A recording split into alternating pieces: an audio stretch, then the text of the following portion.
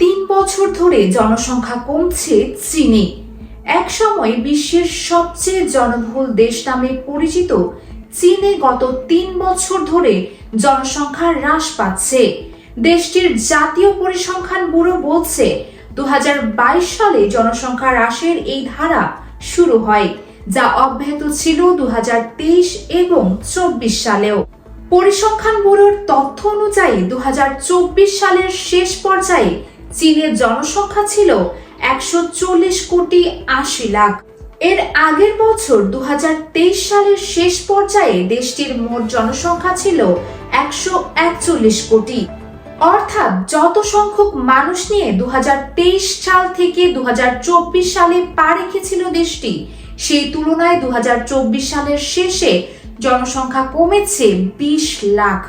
এই হ্রাসের হার অবশ্য 2022 সালের তুলনায় কম।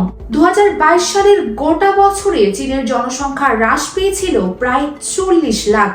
জনসংখ্যা নিয়ন্ত্রণের জন্য 1980 সালে এক শিশু নীতি প্রণয়ন করেছিল চীনে ক্ষমতাসীন কমিউনিস্ট সরকার। তবে 2000 সালের পর থেকে দেশটিতে জন্মহার কমতে থাকায় 2016 সালে এই নীতি বাতিল করে বেইজিং। তারপর 2021 সালে প্রণয়ন করা হয় 3 সন্তান নীতি, কিন্তু এ নীতি তেমন ফলপ্রসূ হয়নি, বরং নিম্ন জন্মহার অব্যাহত থাকায় 2022 সাল থেকে জনসংখ্যা হ্রাস পেতে শুরু করে দেশটিতে। পাশাপাশি বাড়তে থাকে বয়স্ক লোকজনের সংখ্যা।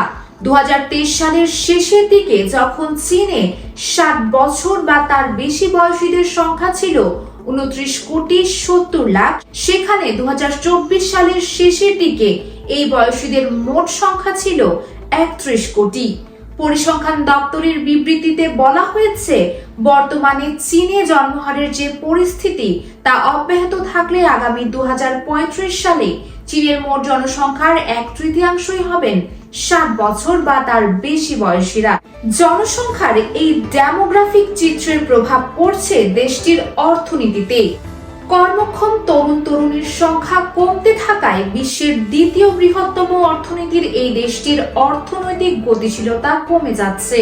এই পরিস্থিতির প্রাথমিক সমাধান হিসেবে চাকরির ক্ষেত্রে অবসরের বয়সসীমা বাড়াতে বাধ্য হয়েছে বেইজিং। চীনের সমাজবিজ্ঞানীদের মতে জীবনযাত্রার ব্যয় বৃদ্ধির কারণে নারী পুরুষ উভয়কেই দীর্ঘ সময় বাড়ির বাইরে কর্মক্ষেত্রে থাকতে হচ্ছে। ফলে তরুণ প্রজন্মের মধ্যে পরিবার গঠনের প্রবণতা হ্রাস পাচ্ছে। ইউএস বেঙ্গল।